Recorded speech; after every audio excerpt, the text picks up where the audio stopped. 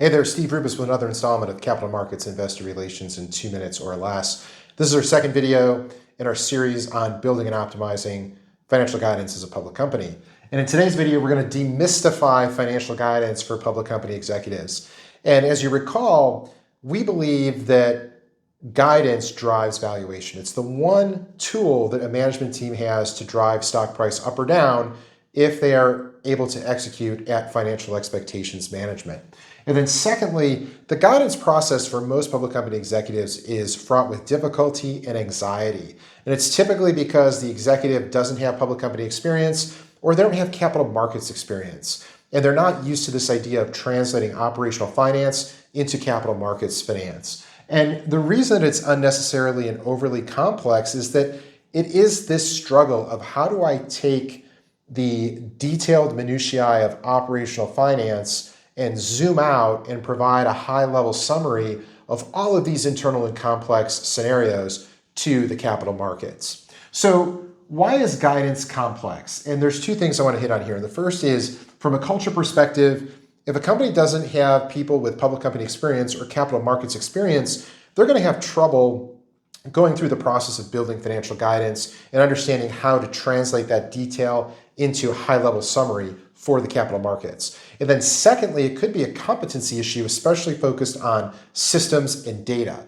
Are your systems the right systems to pull the right data in order to communicate the right financial data and KPI to investors? And then secondly, maybe your data hygiene is really bad. It could be a sales hygiene problem. It could be a finance hygiene problem.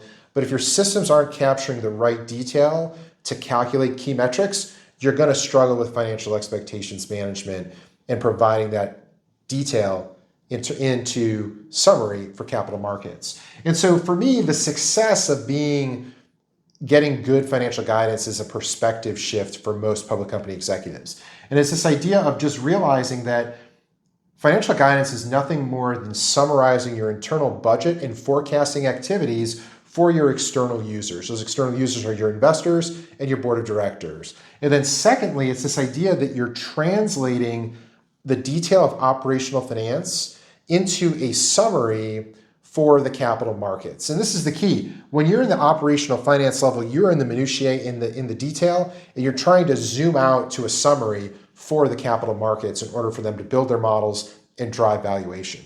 And we're going to close with this simple framework to help public company executives how to understand guidance. And it starts with, how do you meet or beat? And well, if you're on the revenue or profit side, you need to be greater than or equal to your budget or forecast. If you're on the expense side, your cost of goods sold and OPEX, operating expense, needs to be less than or equal to your budget or forecast. And now as we walk down the P&L, your positive parts of the P&L, your revenue, your gross profit, and your adjusted EBITDA, you want them to be greater than or equal to your budget or forecast. On the negative or expense side, in terms of cost of goods sold and operating expense, you want them to come in at or below your budget or forecast. If you're able to optimize your internal functions to understand this simple framework for guidance, you're going to end up in a really good place, and you're probably going to be very good at optimizing and managing financial expectations with the capital markets. If you do that, the stock will definitely go up. If you don't, you're probably looking at some valuation destruction. Thanks for watching.